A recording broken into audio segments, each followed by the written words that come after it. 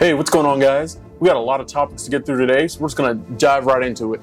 So, topic number one, we got the box office recap. I feel like I don't even have to say that Mario is dominating.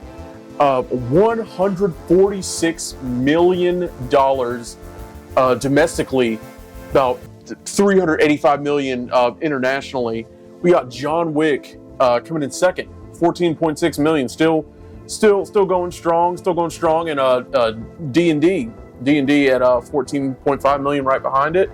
I don't know if we should talk about what's coming next. Air at $14.5 million hasn't earned half of its budget back internationally. A budget of like $70 million about, and Scream 6 slowly dying out at $3.3 million. Ashton, how much higher do you think that Mario is going to climb?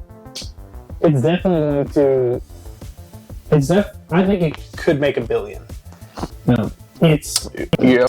So Avatar made $1 billion, and its opening weekend wasn't much higher. If I don't remember correctly, I think it was like 200 million. Yeah, but I think it could make. I think it's going to have a lot of staying power in the box office. Mm-hmm. I think it will have great legs because of how many people draw it. And I think word of mouth is also getting to people. Oh, definitely. Because everyone that I have asked and seen it like we did has just raved about it. It's not a perfect movie by any means, but it is fun. It's enjoyable. It has you laugh a couple times. You can bring the whole family, and I feel like it's almost reminiscent of old school Pixar movies where it's got great animation. It's got jokes that go over kids' heads, and that's still a kids' movie. And that's jokes that get over the kid's head and made us laugh. That's interesting because like the producers and director said that like it's a kids' movie. It's not meant for like the older folks that want the nostalgia. But it's definitely got some references in there and some jokes that only hit adults. I think we saw that diversity when we saw it. We had the kids would laugh at all like the little like silly like potty humor style jokes, and then we would laugh at all of like either the old references that they didn't get or just the jokes that are a little bit more advanced for them. But I think it's going to do great.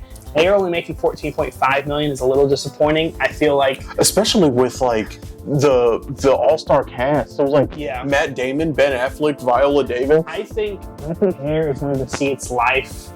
I think it's going to see new life on like streaming. Yeah. And maybe like the word, because I've heard nothing but great things about it. But I think it's definitely going to get a boost of recognition when it comes to streaming, and it might even win like some awards in like the Academy Awards, which could also boost it. But I feel like for them to feel good about it, it had to make at least like $25 million. Mm-hmm. And I mean, they were bold to, put their opening weekend that close to Mario. I don't think it was. I understand not wanting to compete with Mario, but it was such a different movie that like more like should have gone to adults. Yeah, I feel like it shouldn't have affected it too much. But that's fair. You might see like. The good thing is because Super Mario did so well, and you have all the parents coming to see it.